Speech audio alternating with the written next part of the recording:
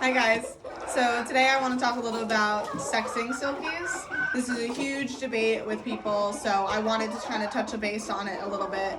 And as you can tell, I'm standing on a ladder. I needed to get to one of my top cages, and I'm not that tall.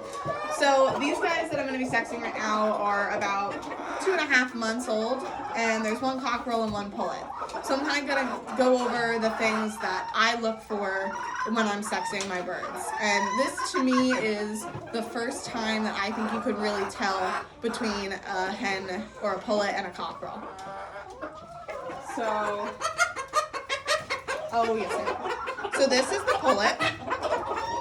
So now when you're looking at her, she'll calm down, there you go. When you're looking at her, the first thing I look at is how they hold themselves. So she holds herself with a little bit more cushion. So if you notice her tail, when you look at the cockerel, you'll notice his tail goes up higher and the feathers at the back are not like stringy and fluffy like this. There's more like individual feathers, which are going to become his tail feathers. So her tail's a little bit more of a pom-pom than his would be. It's a lower set tail as well.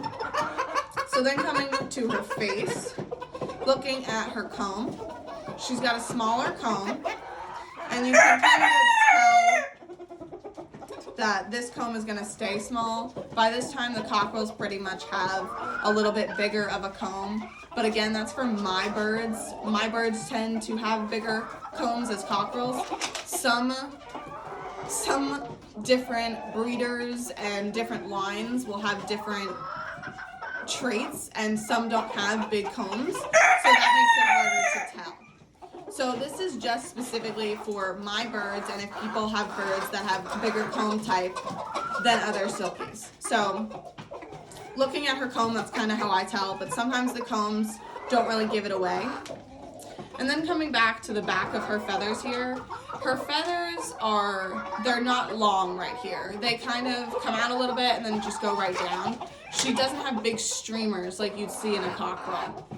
And as far as her puff goes, their puff starts growing from the back and then grows to the front, which is actually kind of funny. But so you can tell that her puff is more of a pom-pom than it is just generically going straight out like this. It's more of a ball. So that's typically how I tell if it's a girl or a boy. A lot of the times too, you can feel if they're gonna get spurs or not. But at this age, it's kind of hard to tell because hens and pullets do have little teeny tiny bumps that are spur growths, but they're small, so they're not really, so like her spur bumps won't ever grow, but it does feel like, if you feel it right now, she has a little teeny tiny bump on the top of her leg, which you could misidentify as spurs growing, but it's actually just a little bump on her leg that's a spur bump. So that's a pullet. Also by the sound. So a lot of people say that they can't do this, and that's totally fine, but if you're breeding silkies for a really long time, you get to hear the sound. And when you pick the bird up, you immediately go, oh, that's a pullet, or oh, that's a cockerel. So the way you listen to the sound,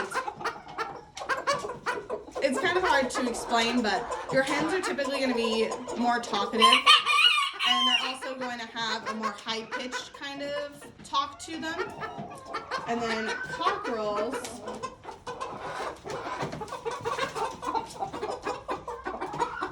you can hear him.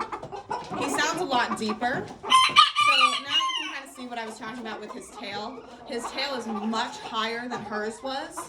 And these back feathers, you can feel that these big feathers are not just all fluff. There's actually big feathers growing back here, which turns into their tail feathers. So that's a good telltale sign if it's a boy or a girl. So real high tail, the way they hold themselves, put that tail up real high.